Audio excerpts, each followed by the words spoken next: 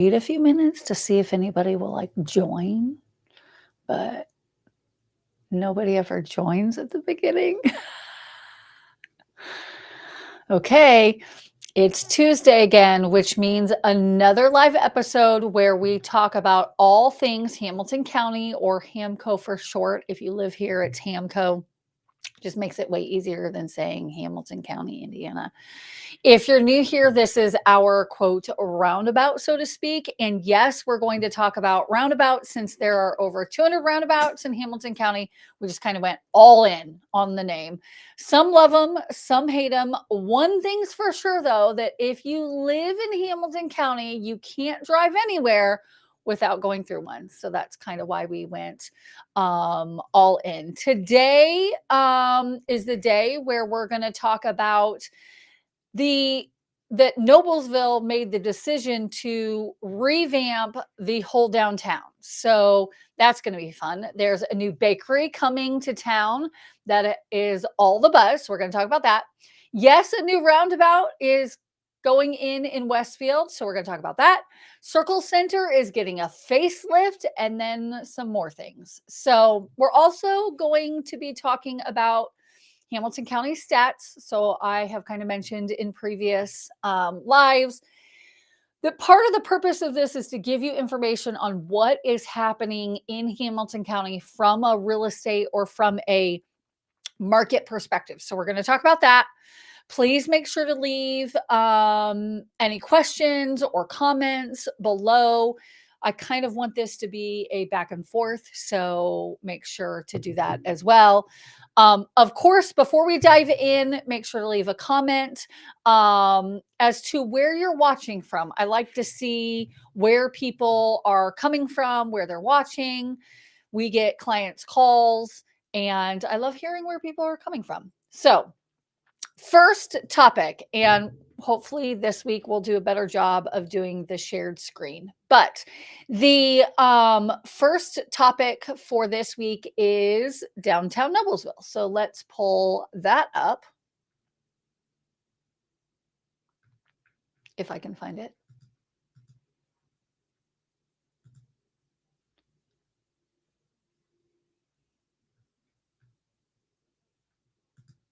Maybe. Details. It's showing. Oh, there it is. There we go. Okay. Got it. Share. And then we're going to, hopefully I'll also get better at swapping these out as we get better at doing this, but this is what you get for right now. Okay. So this is an article put out by IBJ that Noblesville provides a look at what major downtown projects, what the project's going to look like. First off, before I go to the picture, wait, let me scroll up. Before I go to the picture, when I thought downtown revamp, right, of Noblesville, I honestly thought that it was not going to be that big of a thing, because I thought, okay, it's probably just going to be where they're, doing the streetscapes, right, of like revamping them or making them look better or whatever. You guys know this is like structural. So they have said, so it says in here, well, so here's pictures. We'll start there. So this is one of the pictures. Do you see what that looks like? It's honestly amazing. So that's the city, like the main city building. And then the walkways. So right now the walkways are probably only about this wide, because I think that there's parking along here, but they're going to widen that whole area. So you can see like where pedestrians are going to be walking. It is tight when you walk downtown. There are certain sides of downtown that are difficult to walk along. So this looks amazing. There's a area. Oh, apparently that's a scrolling. See if I can do that again. Oh, that's how I did it. Scroll left. Okay. So the city of Noblesville is planning. Nope. See, I don't want that. Oh, Look, there's arrows. I wasn't cool. It wasn't because I was swiping. Oh my gosh. Is planning a project to make the city's downtown more pedestrian friendly, which I get that. That's nice. Oh, it's the same text in the bottom, but you can kind of see they're opening this up. Here's the thing. It's only one way. So there's really only one road that can go this way and one road that can go this way. So it's not like they have a ton of room to widen the streets or whatever. But it actually looks like they're not going to widen the streets. They're going to actually, at this point, shrink the streets. Now, I will say that there have been some talks. Well, one garage, like multi-tiered garage, has already been constructed. So that's good. You can park there and then walk around. And then there are talks of more, just because if we're making this more walkable, you've got to put a place where the cars can go, because if you can't put the cars on the street. Adam and I actually are filming a house right now. Well, we filmed yesterday. The house is going to hit the market. Quick insider, we have a house going live on Thursday for a house that's a Noblesville address, but it's a Fishers HSE school district. And so whenever we do a listing, we focus on areas. Well, one of the areas that we focus on, which is 5 minutes from this house, is downtown Noblesville. And so we had to go to downtown Noblesville. And one of the biggest complaints that people complain about is that it's not, yes, it's walkable. One, it's not that walkable, but two, there's no place to park and it's hard to navigate. So I'm hoping that they work through that. Let's see if there's any other pictures. So this is the inside area, which I love. Okay, I know renderings, whenever they do this, they always make them look, really friendly. And they've put all these trees. Here's my hope that Noblesville actually puts in these trees, because this looks so good, but sometimes they don't put in the trees, and Cameron likes her trees. So I'm hoping that we actually get that it feels like this, where you have, benches and spots and trees and nature to a certain extent. This is a really cool aerial that I wanted, that probably brought the most attention to me. I don't know, one, this kind of looks like it's a brick street, which if you're from here, you'll find that Noblesville does have some streets that are still brick paved. Is that actually a thing? Brick laid. We're going to call it that. And so I'm wondering if they're actually going to keep the downtown area where it's going to be brick, because in this image, it would appear that it's brick laid, which I think is super cool, but it'll be interesting. You guys, this thing is so annoying, but I know you have to hear me correctly. So let's see. I talk with my hands, and this thing impedes me talking with my hands. Anyways, so you can see, like, there's only going to be enough room. Like you can see right here, like there's enough room for one car. So where's the turning lane? So these are the questions I have. Clearly, I'm not a city councilman and I haven't talked to Noblesville yet, but I would love to talk to Noblesville.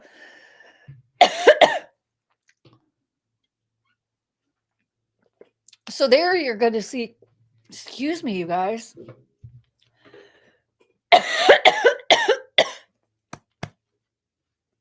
I drank water to help with the cough, but then it went down the wrong pipe. I hate when that happens. Okay. Adam, will you go get me salt? He can't hear me yet. Will you go get me some salt? Okay. Somebody gave me a tip that if you're coughing, to open your airways, to put a little bit of salt on your finger and put it on your tongue, and it'll help your airways. You're going to see if it works firsthand. Okay. So this is another rendering that I find very interesting. There already is parking that is a pull-in spot like this on one side of the street. And then on the other side of the street, here we go, you guys. We're going to, I don't know how to do this on camera. Okay, ignore me. Thanks. Okay, we're just going to leave that there. Okay, so you can see that It's a pull-in spot. Okay, when you put salt on your tongue. Salty. Just, it's like you're in the ocean and you're riding the waves, and then you get knocked down and the water goes in your mouth, and then you just have a full mouth of salt. Okay. But then you can notice on here on the right side, I'll get back on track, you guys. They have parallel parking, which if you don't have teenagers, gosh, that's fun to teach them. Nope, we're going to leave that to the professionals. That's what I tried to do this weekend. That was awful. So you can tell that they're going to shrink the street. But again, like I said before I started coughing, is my worry of where's the turn lane? And then if there's not a turn lane, then will it back up because there's 10 people that, like, you have one person wanting to turn? So these are the questions that go through my head. I love how this looks. I think it's amazing. Like, you guys, it's honestly really cool. And I'm super excited for Noblesville. Until it takes me forever to get through Noblesville. So those are my concerns. So those are the questions that if I lived in Noblesville and I was a resident and I wanted to go to their city county meeting, I would be going to this to say, hey, wait a minute, where's the turn lane? But I'm also not a construction. I can't think of the word. I can think of it, but I can't. I am not the person that maps out how traffic is. So maybe it's super self-explanatory. I just don't know it, but that's my questions. Anyways, it kind of goes into, so the last time that they did anything, so as we approach 35 years since our last major infrastructure upgrade, it's crucial that we prioritize investments in downtown Noblesville's fundamental systems, sewers, roads, and sidewalks. So this is what this tells me. There's going to be sections, because when we're talking sewers, I think when you say sewers, that implies that they're probably going to do something with water and electrical, right? Like, I think of all of it, because why would you go and do a sewer line, but yet also not look at wiring, so electrical and stuff. And so that means that there's going to be sections of downtown Noblesville that are going to be shut down because the sewer has to be dug up. So that's a bold undertaking. And they're saying that it is going to $113 million project and the $44 million roundabout at East. So those are projects that have to be completed. Sorry, I should have read the actual paragraph. The project will begin after other major projects in Noblesville, such as the city's $113 million Reimagine Pleasant Street project, and then the $44 million roundabout at 146th Street, Nelsonville. That one's still ongoing. It's huge. But you guys, this is amazing. I mean, it's going to cost the city lots and lots and lots and lots and lots of money. But if it turns out like that,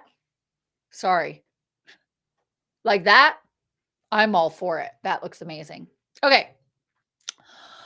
In the comments, tell me your thoughts. Like, do you go to downtown Noblesville? I'm interested in what your thoughts are. If you think that this is a good thing, do you think it's a bad thing? Do you think it needs to be done? I don't know if I think it needs to be done, but again, I don't have that role of determining if it needs to be done. So there you go. Okay. I shrunk that. In it. Okay. Next topic we're going to go to is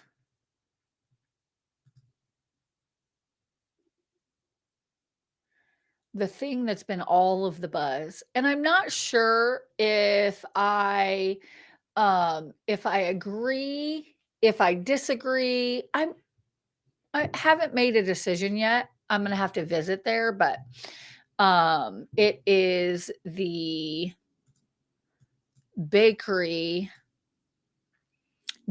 cafe chain Paris Baguette targets Indy suburbs for new stores. So, fast growing international chain of French inspired bakery cafes is looking to open at 4 locations in the suburbs of Indianapolis. Seoul, South Korea based Paris Baguette. Now, please correct me if I'm wrong. I don't know that much about South Korea, but when I think of baguettes, I think of Paris. And so that's where I'm like, this is where I'm kind of like, I don't it's making my brain hurt of trying to like think of that. But I honestly don't know. So anyways, it's going to be it's going to open its first bakery cafe, sorry, plans to open its first bakery cafe late this year. I can't even read today. At the new $69 million corner building at the southwest corner of 116th Street and South Rangeline Road in Carmel. Of course, Carmel's going to get it. Which I love. But then it says they're also working to open cafes in Fishers, Greenwood, and Zionsville. So I always find it interesting. One of the things I was talking to someone who called the other day that was looking at different areas, and they asked me about Greenwood. And so I'm going to bring it up partially because, you know, ultimately we have 3 areas that are considered Hamilton County. Zionsville's not considered Hamilton County, but I would say people local here almost lump Zionsville into the Hamilton County. I'm sure people in Zionsville hate that because it's not Hamilton County, but that's 3 locations on the north side of Indy, which is very interesting to me to have it be Carmel, Fishers, and then Zionsville. I mean, I get it. I understand. But what I love is they included Greenwood. I mentioned to this client because they were looking at different areas, and there's a part of Greenwood called Center Grove. That's the school district. And many times people around here will make the statement that Center Grove is like the Carmel of the South Side. And that's an interesting take on it. I can't say that the vibe in Greenwood or the Center Grove area feels like Carmel. But from a demographic standpoint, with respect to average price points of homes, Center Grove does have more higher end properties. And so I love that they picked Greenwood and decided to go to Greenwood as a 4th location for this South Korean Paris Baguette location. I'm very interested. So it goes on to say there's more than 100 varieties. 100, you guys, that's a lot. The SKUs, I feel like if I were watching Shark Tank right now, they would be like, that's too many SKUs. Like, put a focus. Anyways, I'm also not on Shark Tank, so who am I to judge? Anyways, 100 varieties of cakes, tarts, pastries, donuts, quiches,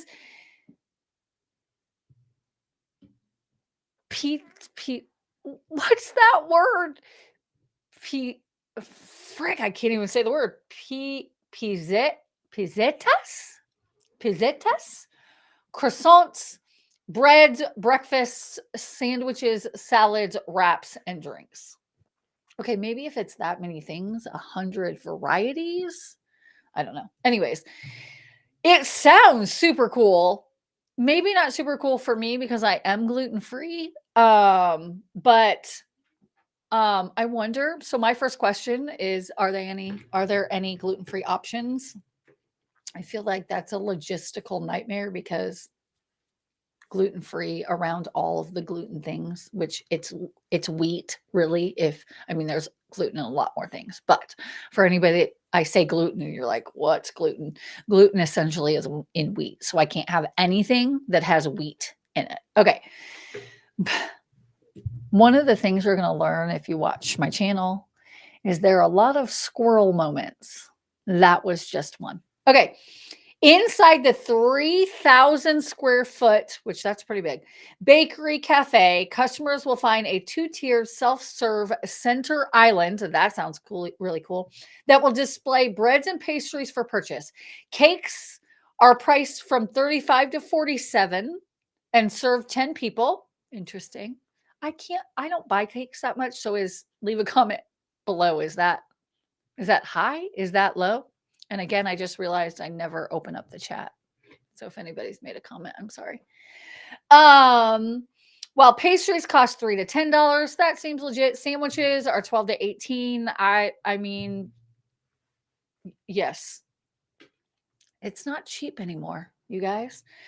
Salads are 9 to 15 and breakfast sandwiches are $5.49. I feel like if you're on a budget, you go in and you get a breakfast sandwich because it's got, like eggs and cheese and probably one of those baguettes. I think that's the way to go. Anyways, founded in 1988 in South Korea, Paris Baguette has more than 4,000 bakery cafes around the world. The brand expanded to the United States in 2005 in Los Angeles, and it began franchising in 2015. This place looks really cool. I'm very interested. Anyways, it's at the corner of in Carmel. So that's apparently what it's called. Is a mixed-use building with 285 apartments, 2,500 square feet of office and retail space, and a free 364 space public parking garage. That's pretty cool. Eat, work, play, eat. You eat here. That sounds really awesome. It has been the buzz. People are really excited about it. It's kind of I feel like it's the same buzz as when the like self-serve robot serving sushi restaurant opened up in Fishers. I still haven't been there. I have said for months I want to take the kids there because they have like this automated robots and this conveyor belt. So it kind of sounds like that, where they like, not that they have a conveyor belt, but like where the sushi goes around. So it's getting all the buzz. Tell me what you think. Are you wanting a South Korean Paris baguette? Very exciting. Okay. That was the fun topic. Now we get into the roundabout information. But before we dive into that, I want you to leave a comment below on what questions you have. I'm kind of want to put a break in between doing things. First off, to say thank you for watching our channel and viewing our lives. It's funny, most people actually don't watch the live version, which I hate to say this, but I'm totally okay with that. And we just want to talk about Hamilton County and the Indy area and answer questions. Last week, we had somebody ask about McCordsville, Fortville, or that area. It kind of gets lumped together, McCordsville, Fortville, because that school district is the Mount Vernon School District. I didn't hit on it this week because I want to make sure that I'm hitting the 4 before we dive into other areas. So we talked about Fishers first, then Carmel. I'm going to show you Noblesville stats today. But I will get to McCordsville, Fortville, because I think it's a great area, especially for people who potentially maybe want to look into Hamilton County, but maybe their price point, there isn't as much there, and want to look at areas that are kind of outside that. I kind of say the donut counties because it's a little bit further out. And so I just wanted to, I want to answer those types of questions. Now I answered it in like whenever you send in a comment or a message to any of our videos, we do see those and we do respond. So we typed up a quick little response to that, but I want to, yes, I'm here to tell you that I will talk more about McCordsville, Fortville, because it really is great. Okay. So next topic that we're going to talk about is a roundabout. You excited to talk about roundabouts? I know you guys are really excited. I am. I think Westfield people are going to be really excited about this one. So there's a new roundabout coming let me rotate those. Sorry, you guys. At 151st Street, so you can see that, and Town Road.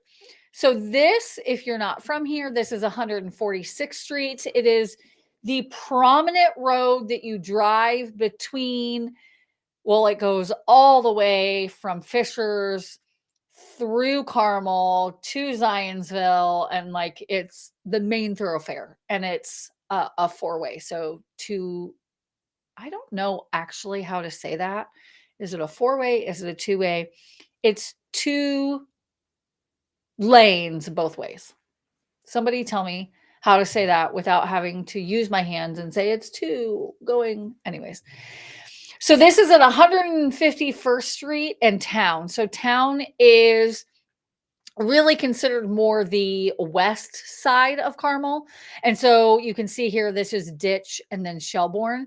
And this is not a roundabout currently. And I will say that it's kind of annoying that it's not a roundabout, especially when there's so many roundabouts in Carmel. So, and or Westfield. Now, 146th Street is also the breaking point between Carmel and Westfield. And Westfield has jumped on the bandwagon like all the other counties or cities within the county, and are just building roundabout after roundabout after roundabout. So this is, it's at this point, it's under construction because it started April 7th, and the project will be approximately 80 days. I feel like they missed a word. And the project will approximately 80 days. They missed a word. Anyways, so here you go. New roundabout for Westfield. Congratulations. Okay. The next topic is what is coming to the area. So a lot of times I want to let you know about communities or developments that are being changed or altered. And another one that's kind of been in the works for a little bit, you probably have seen it maybe on social media, but they finally have started, like, everything takes time, right? So there's kind of like we're thinking about doing this, and then we're going to present this, and then the city is going to shut that down and say, no, we don't want that. And so you go through this whole process of all of these things.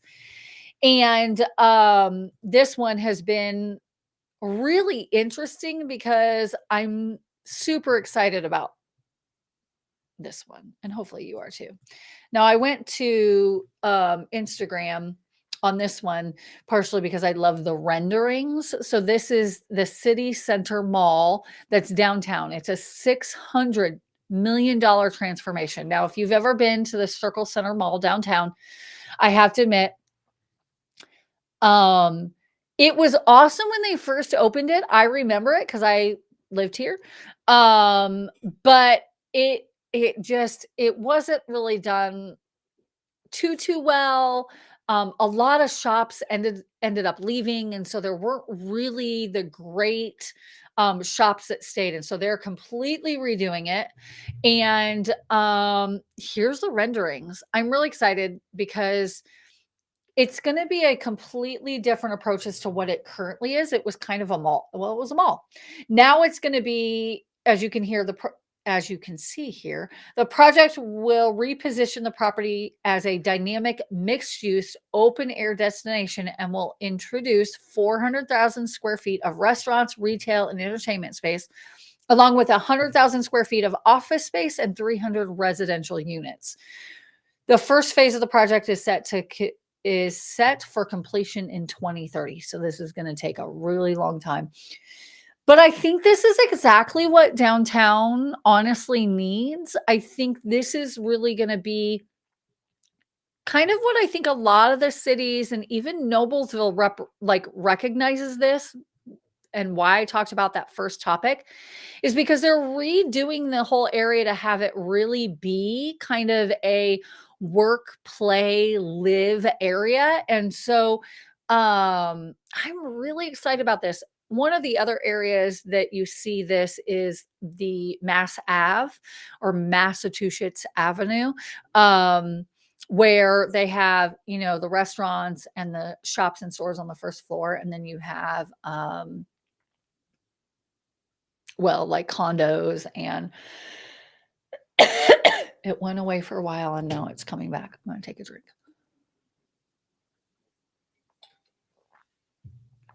So they are wanting to really make the areas more pedestrian friendly. And I think that's great. Downtown, there's so many different areas that have regentrification and are really, Indianapolis is really trying to make our city um, just a lot better for especially people relocating here. We have really great industries that have moved, like Fishers from the pharmaceutical and tech, and you've got warehouses and like lots of companies are coming to Indianapolis and the surrounding areas. And so I think that by having something like this, somebody can move into this area that isn't from here or is used to a downtown area, or let's say like I'm thinking about like people who live in downtown Chicago but can't afford downtown Chicago and like the livability of being on the lake and having, kind of that mixed use styled area. I think Indianapolis is doing a good job of like bringing that to the city. So anyways, check out these pictures. So I love this. Again, this kind of feels the other area that I would recommend, or that I would say that it kind of feels like, is the Ford's garage area, where they, have the lights and have the streets where people can walk and you don't see cars here. So it really is immersive. I don't know if that's really the right word, but that's what I'm calling it. Because you can have condos up here, but then, you have walking areas. And I mean, look at this apartments. You can go in, you've got some green space. I love this. I'm super excited about seeing how this all comes together. So there's, the cars, but you can walk between the buildings. I think Indianapolis also really trying to bring a lot more. We have a lot of convention. I want to say convention traffic. That's not really the right way to explain it, but we have a lot because we have a big convention hall. We actually have like Comic-Con and like basketball tournaments and even the swimming trials. The Olympic swim trials were here this year. And so there's a lot that Indianapolis is really doing to drive people to the city, and then having something like this for when they're visiting or when they're doing stuff. This is great. I mean, you guys, look at that. I'm super stoked. There's basketball, women's basketball. Yes. That is, I think it's going to be great. I'm curious if anybody would even balk at that. I mean, yes, okay, it's going to cost $600 million, but currently that space is not utilized well. And I think this is really going to be a great revamp of a downtown area so that it is more usable. So it's a win in my book. Okay. Next up is a community that is coming, and I feel like this has been a little bit of a controversial decision. And I'll get into that here in a minute as to why I say it's controversial. Okay,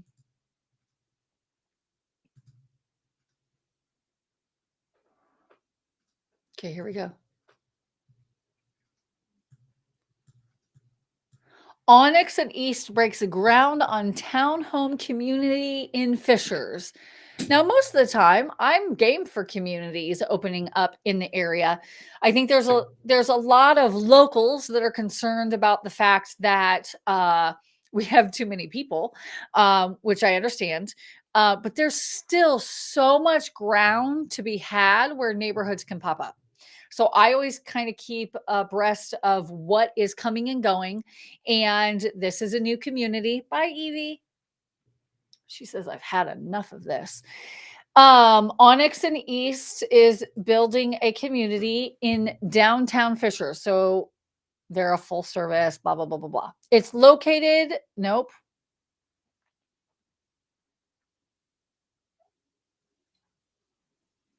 Okay, there it is. I have to like associate myself into the document as to where I'm reading. Set on more than, so Onyx and East is building a community in Fishers, and it's set on more than 3 acres directly adjacent to the Nickel Plate Trail.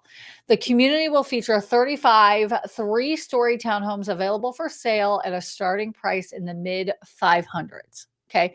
Now, I was curious when they said downtown. My first question is, well, where downtown? Like, where is this Onyx and East community going? Because there isn't a whole lot of room in downtown Fishers. Some would say there's plenty of room because they can tear down the cute little neighborhoods or houses that are there, but I'm not a big fan of that. So then I wanted to know exactly where it was. So I found it on a map. And you would think there's not a whole lot of room there. Well, there's 3 acres right there. This is the Nickel Plate Trail. So let me zoom out so you can kind of get your bearings. This is 116th Street, 69. This is the Nickel Plate Trail. This is downtown Fishers. Oh, I didn't change the screen, you guys. I'm sorry. Let me change the screen. I'm like telling you where everything is, and you can't even see where everything is.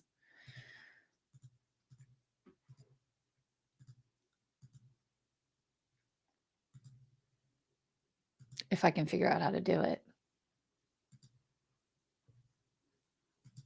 Sorry, stop screen share. Then I need to go back and I need to go here. Okay, let's try that again, you guys.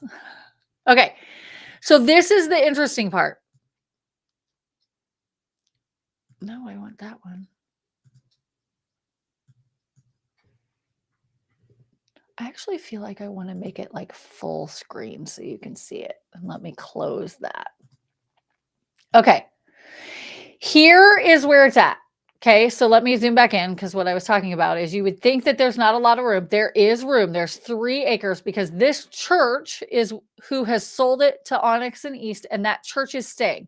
This is Nickel Plate Trail. So it is going to go in there. Now it's not, there's not that many houses. It's what do they say? 35.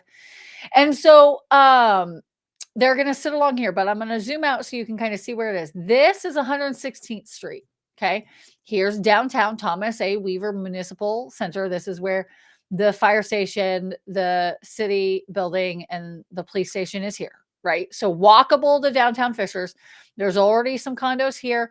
They're going to put it right here. They found the one little patch of green grass. Okay, that's my only beef with it. I wish it could have stayed something that was more friendly to like a little area for people to stop off or a park or something like that. I am an advocate for trying to keep green space.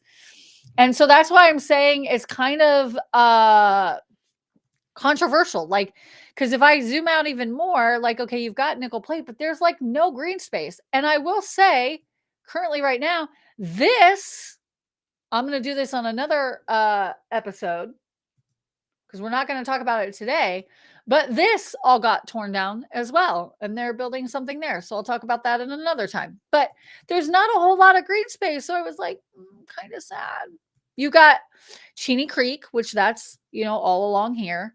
So that's great. That's like a city park, so they're not going to do anything with that. So I'm a little bummed about that, but I'm curious what people think about having something like that to be able to live on the Nickel Plate, because I think that's the goal of downtown, is to kind of, again, have that work, play, live aspect of downtown Fishers, right? Of having all of the cities are really trying to have it be where there's a lot more people.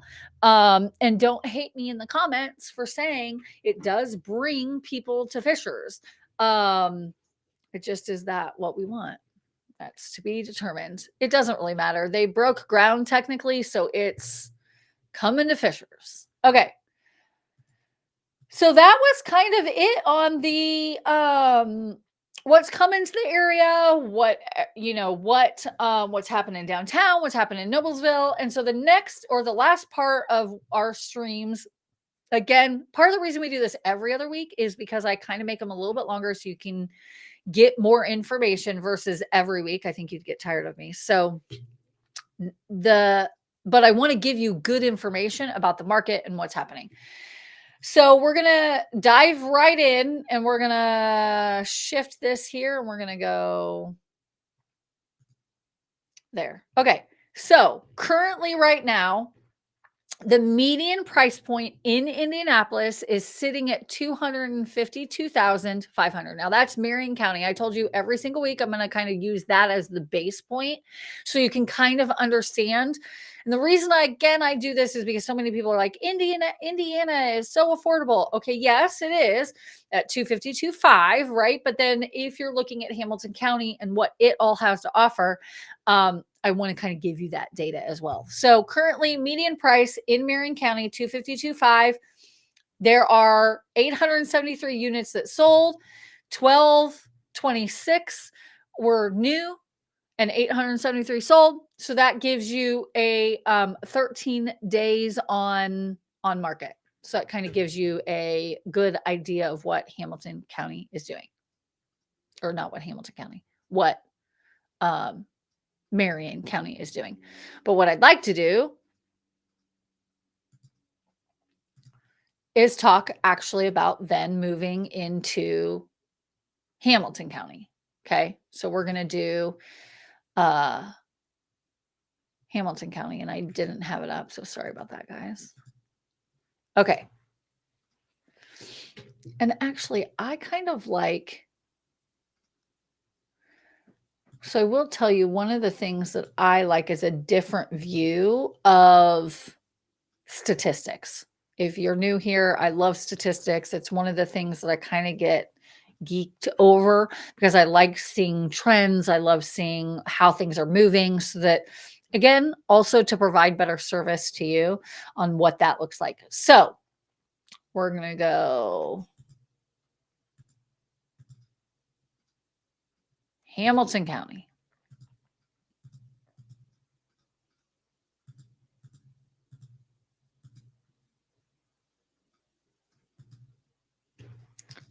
Okay. Here is Hamilton County stats as they are today. Now, it is April to March, right? So you're going to see March stats. One of the things that I look at is this is 13 months. So it's comparing today to a year ago, or 13 months from a year to year or date. I can't even talk. Year to date versus month over month compared to March of 2024. Okay. Compared to February of 2025. So you can kind of see that on right here compared to March, compared to February. So it's looking at, instead of the other one, it just goes either month or year. This kind of shows you compared to March of 2024 and then compared to February, which is the 1 month. Okay. So currently in Hamilton County, the average price point is $430. Okay. So you can see that $430 compared to what Marion was, right? So you've got what was 252 compared to Hamilton County, which is 430. That's a big difference. That is almost double. Not quite, but it's almost double. So if you want, what I try to tell people, depending on what size or what house you want, it's going to double. Then Hamilton County, again, you can see there were a lot of houses that sold in Hamilton County. There were 500 closed sales in Hamilton County. That is a lot. Average days on market, 7. That is actually down, which this is one that gets kind of confusing when you're a stat person. Down actually is good because that means that the average days went down, meaning it went faster. So it's kind of like a double negative to a certain extent. List price received is 99%. So that means if a house lists for 100,000, then most of them, or the list price or the average, is 99% of that price. That means, to me, when I look at that quickly, that means people are still getting above asking price offers, because you don't get 99 without having some above priced homes. New listings 668. So there were 668, but 500 closed. Those are some damn good numbers. Active inventory is 617, and then the month supply is 1.2. So you are seeing probably in the news currently that there are a lot of areas that are actually dropping in price. There are parts of California and Arizona, and I think even in the article, most of them are in California, that were dropping prices by 20, 30, 40%, which is still mind-boggling to me. But we're not seeing that. People are still flooding into the Hamilton County area. Um, in Marion County, there's still only 13 days on market. So they're still doing really well as well. So that kind of gives you an idea. Today we're going to talk mostly about Noblesville. And so let me switch that up real quick. Okay, so in Noblesville, so let me move this over real quick.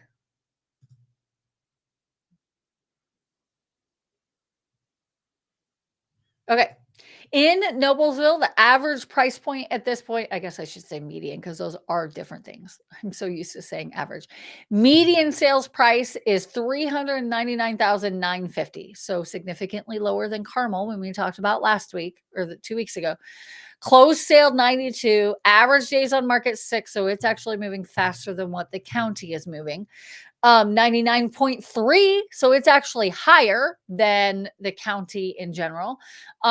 New listings 113, and their days on market or their monthly inventory is 1.1 months. As a reminder, what that means is if no other houses went on the market, all of the houses in the market currently listed would sell in 1.1 months. Now, we all know that doesn't actually happen because there are houses that are sitting on the market. And so those may not sell in the 1.1. That's just the supply that we currently have. So if we don't get any more supply, that's the amount. But that's actually down, which again is one of those where it's a good thing, not an up. So sometimes, when you see the red, that doesn't always mean it's a bad thing. So there you go. So that's the stats of Noblesville. As we dive in, I want to talk about 3 properties. So a low, a mid, and a high. Okay. So we're going to do another screen record on the first house that we're starting at. So the first house that we're talking about is this property here at 1378 South Street. It's listed for $228,000. So again, remember last live, to find a house in Carmel was pretty tough in that, under 300 price point, but you can see here this one's 228, 2-bedroom, 1-bath, 863 square feet. It's been on the market for 36 days. So it's been on the market for about the average time, which tells me most likely if I dive into this, which we always dive into listings every time, like if I had a client that was interested in this and wanted to make an offer, we're always going to pull statistics to see what a market is doing or what the house compares and look at comparables or comps is what we like to call them, to look and see how does this compare? Did it actually start at a higher price? Curious about that. So I would want to look into that and see, did it start at 235, 250? Is that why it's been on the market for 36 days? Because I can already hear it. Somebody is going to call me and say, why has it been on the market for 36 days? Well, that doesn't always mean it's bad. It just means it can mean so many things. A lot of times it is associated with price. I hate to say it, sometimes it is. Sometimes there's something going on with the house. In this instance, I didn't dive into knowing what it is because, again, I don't specifically have somebody looking at this house, but this is a good option because it's been 36 days. Okay. Gosh, they're doing an open house. That doesn't even make sense. Apparently, it's indicating that you can set up a showing at any point in time because there's an open house every single day from 8 a.m. to 7 p.m. Okay. Um, it's a great little property. Here's what I'm gonna say. I always look at where it is from a map tour perspective. And as you can see, if I change this, I like the aerial or hybrid. So it shows the streets, but also shows this is, again, this is Noblesville, but I'm going to show you where downtown is.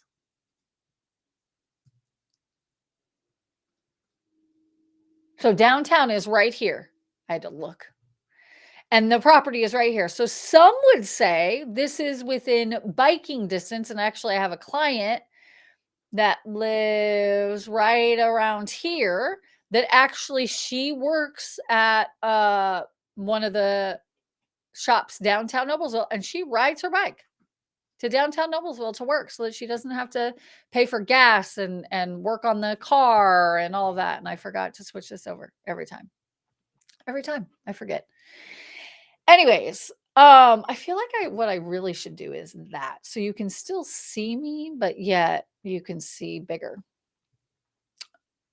I'm going to get better at this. I promise you guys. So that's what's really interesting. Plus, this is within biking distance. I don't have confirmation that there's an actual bike trail or anything to ride your bike, but you've got Aldi's, Home Depot, or Hobby Lobby. Home Depot is actually up here. Best Buy, TJ Maxx, Meijer, Lowe's, Walmart Center, Kohl's. Like you're super close. I mean, if you're needing a job and you needed to find a job, but you didn't have a car, you only had a moped, like I would look at here. Great location to be able to then drive out. So I think that was the first one I thought that I would show you as a great option for being in that kind of lower end or more affordable of Noblesville. Okay, so 228 was that one. The next one is the middle of the road. Let me close that one out so that makes it easier.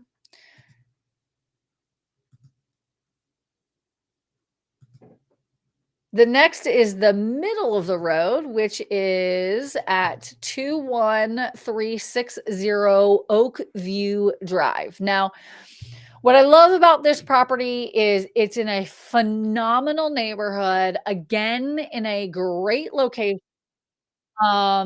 It's priced at $514,900. It's been on the market for 55 days. Again, kind of like the last one. People would be like, "Why?"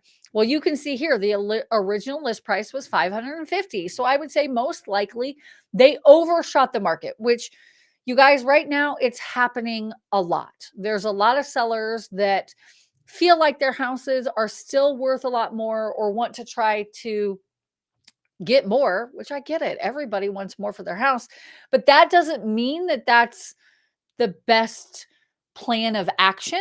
And I have to have a conversation with a lot of our clients about this because you don't want to overshoot the market because now this one, I can guarantee if they would have started, most likely, and I don't know this for sure, but if they started at 515, they probably my gut instinct is to say that they probably would have already been under contract.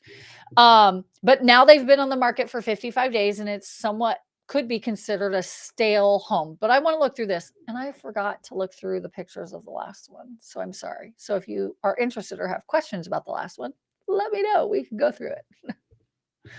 Oops. Okay.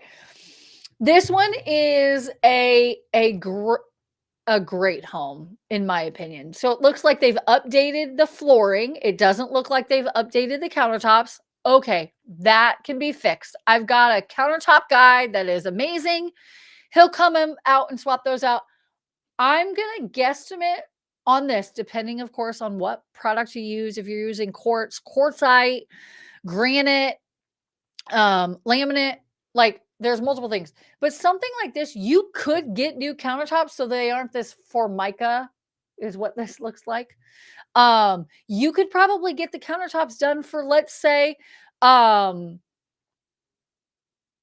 between $5,000 and $10,000. You probably almost could probably get it less than 5. Just saying, my guy's the bomb. Okay. So that's just one thing, but it looks like they changed out the lighting. It's a fresh color, looks great. it looks like the cabinets were painted. In my new listing, I had my client come through and change out all the gold hinges. That's an easy thing. Now, this seller didn't do it, but you guys, I have a link on my Amazon that I send to clients when they're wanting to get their house ready for sale. I send them like the list of things, and here's links to Amazon for those exact things, because it's something that, is it a pain in the ass? Yes, it is. I'm not saying it is. But if that's one of the things that somebody walks in and is like, oh gosh, I got to change those out. Like buyers don't want to do it either. So if it's already done, it's not an issue. So that's one of the things that I really do recommend, because for the cost versus the outcome, because that's one of the things that people ask about all the time. What's it cost versus what is my return, right? And I'm going to sit here and say, okay, I'm not going to say that you're going to spend $200 on handles, doorknobs, and hinges, and I'm going to increase the price of your home by $200. It's not going to happen. But what is going to happen is that buyer's going to come in and see, oh my gosh, look at this. So it's interesting. These countertops actually look better than the other ones, but they still look like a Formica. I could be wrong. Again, this is why you go and look at a house. But they've at least changed out the handles on the doors. But you can see here, this is a pet peeve of mine. It looks like they changed out the outlet covers, but didn't actually change out the switches. And so they're still yellow. That is something that okay. I know it's work that could be done and it could cost you a few $100s, but that makes a huge difference when a buyer walks into a house, because they have so much in their head. They've got to move, they've got to pack, and I'm not saying sellers don't either. They've got to do all these things. That's one less thing they don't have to do. So that's my recommendation, just my PSA announcement. But look at this. This is great. Somebody could come in and open this up if they wanted to. You could I'm not an advocate for painting brick, but if you want modern and updated, paint the brick. You do you. Who cares what other people think of, should you paint brick? Should you paint trim, wood, all of that? Like, you do you. If you want to paint it, paint it. I don't like when people, because we're going to get into this, because you can see, okay, did you notice?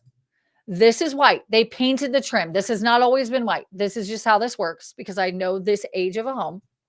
And then you go to unpainted. If you don't like the wood trim, paint it. My parents' house, they lived in their house. It was a downtown Fisher's home. My parents told me for years, we'll never paint the trim. And although it pained me to paint the trim was like this. It was a yellow hue, and to sand and bring wood back to life, it's just not, you guys, it's not worth it. So we painted it. And I tried to go with more of a traditional color, not traditional, but more of a, I like to call it like a rich color. We went with a darker tan, which you can see in this picture. They have the tan. I would have swapped this. I'd put this darker, like gray tan or grayish on the trim, and then I would put your walls as white. Okay. I'm getting messages. Is Fortville better than McCoursville? Thank you, first off, Victor, for joining our live. I love this. I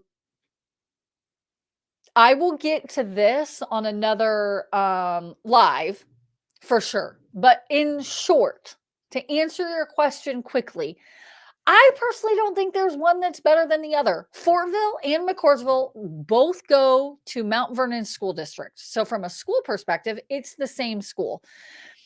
But outside of that, I don't think that there's one that's better than the other. It just depends on the city name. That's if like Fishers and Noblesville both went to the same school district. Like, is there a difference in Fishers and Noblesville? Noblesville's a little bit further out. It has a little bit more country, but no, to answer your question, no, I don't think that Fortville is better than McCoursville. Fortville has a downtown, like they have a cute little downtown, which I absolutely love. But no, I don't have enough information to say that Fortville is better than McCordsville. It's just a different name of a city, in my opinion. I guess if you have more details on a specific topic as to if one is better than the other because of XYZ, then maybe I can kind of help guide you. And you can always call me. My contact information is below. It was so cheesy. Okay. Back to this house. Oh, back to this house. So all I'm saying is I painted my parents. I had my painter come in and paint the trim, and we swapped the color and did alabaster on the walls. And I can't remember what we did as the trim. But every agent that stepped foot in the house was like, you crushed this. This is amazing. It looks so good. It's fresh. It's updated, but we didn't spend a ton of money. So for example, on this house, my dad was willing to spend or willing to sell his house for like 350, 370,000 as is. Now he had lived there for 35 years, hadn't touched it. It had pink carpet, laminate countertops, yellow cabinets. Like you guys, it wasn't great. I still need to put together the post that shows before and after.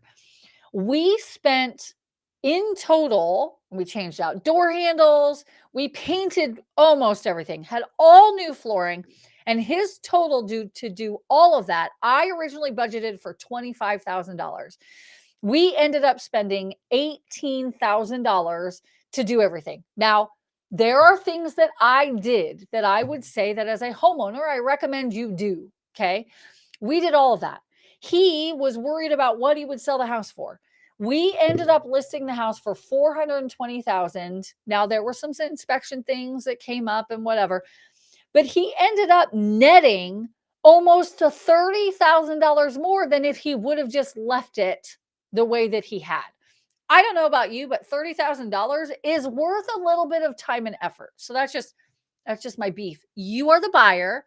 This house has dropped in price. This is a property that I absolutely think that you can paint the trim, like, redo the flooring. I don't know if this is new flooring. They had some of the flooring redone, right? Because of the kitchen. But see, like I would change that. An older fan, you could change that out. When we get to the bathroom, so you have options, right? Nobody loves this corner massive tub. Everybody hates it. But that's how they were built back in the day.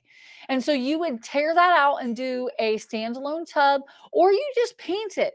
You guys, so many people, if you just put paint on that, I know it's not ideal. I get it. But could it get you by until you maybe wanted to completely gut the kitchen and redo it? Sure. And so you can redo all of that. Okay. So anyways, that's that one. I digress. I need to get on to the last one, which is this beauty, you guys. The last house is the most expensive house in Noblesville at $2.9 million. It is a stunner. I've wanted to film this house, but they haven't let that. I would love to get into this house. If you are a client that wants a house at almost $3 million, let's go see this house because it's many reasons why I love this house. But let me go back here. Let me show you. Nope. Let me scroll down here. It's technically been on the market for 223 days. 64 with the new agent. Okay. So it's been on the market a hot minute. It needs social media content. Okay. So look at this house though. It is beautiful. It's got a center area where the pool is between what looks like a pool house, but I actually think it's a secondary house. It's on land. Look at that pool. You guys, look at that. It's gorgeous. It's got its own pond with its own dock. Look, it's got sand. It's got a beach. It's got sand. It's got a beach. Life's a beach. Okay. And then my favorite part, it has a greenhouse. So for all of my eco, earth-friendly gardeners out there. I mean, this is the dream, right? I would love this, but then I'd have to get somebody to maintain it because although I love doing it, I just kill everything. Look at that fire pit. You could have the best bonfires and parties at this house. 4-car garage. I mean, it's gorgeous. Okay, there's one where I wouldn't paint the brick or wouldn't paint the wood. Look at that. It's gorgeous. Um, it there are things that yes, I think some people aren't gonna like, or that they want to change out. Okay. Um, look at the wood on that ceiling. I mean, I love it. And so I this is where maybe it's showing its age, right? Because you have the dark wood, you have the tan tile that everybody has, the tub that is built in, because again, that era, everybody does a built-in tub. Not anymore. The builders now aren't really doing it. Bedrooms. I mean, it's great. It's in a great location. So I'm trying to, okay, there's the basement, which I think is amazing. Look at that bar in the basement. The parties you could have. The poker nights you could have. Look at that. I mean, I want to go hang out in this basement. Look at that. Shuffleboard. People could be playing euchre over here.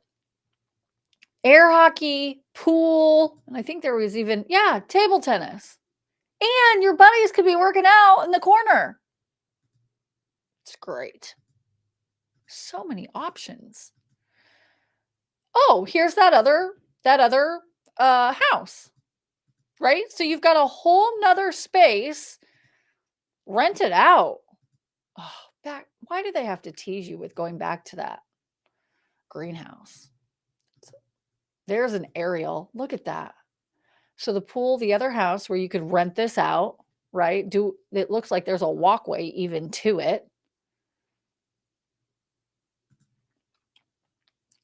Uh, oh, oh, there's a 4-car with another 4-car. Okay. Yeah. That's a stunner. And 2 lots are also part of it. Okay. So here's what I'm saying. It's a great property. Some people would say it's in Noblesville. Okay, it's in Noblesville, but look at what it's close to.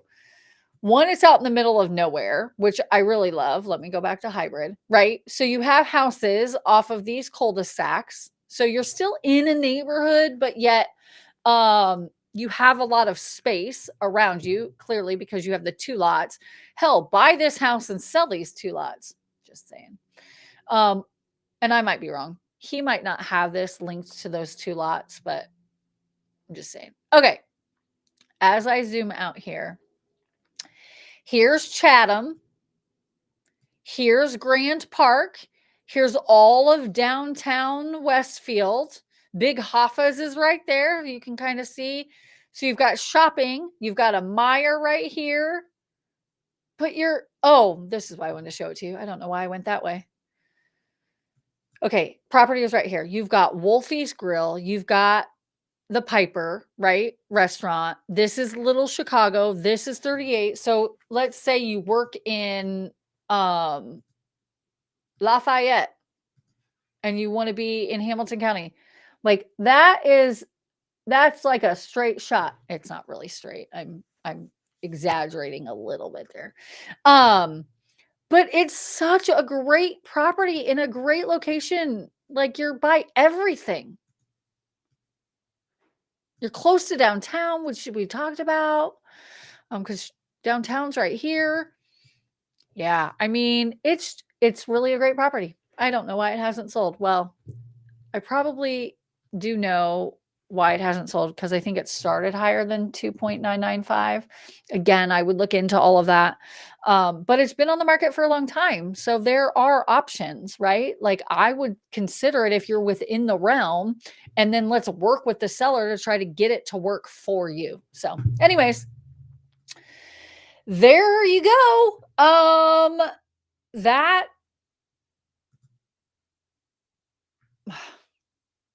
my computer just like blipped. Anyways, that is our Tuesday, essentially our Tuesday roundabout. Again, I don't know why it's, anyways. That's our Tuesday roundabout. Hopefully you enjoyed it. I went a little bit longer than normal. I got really excited about some things.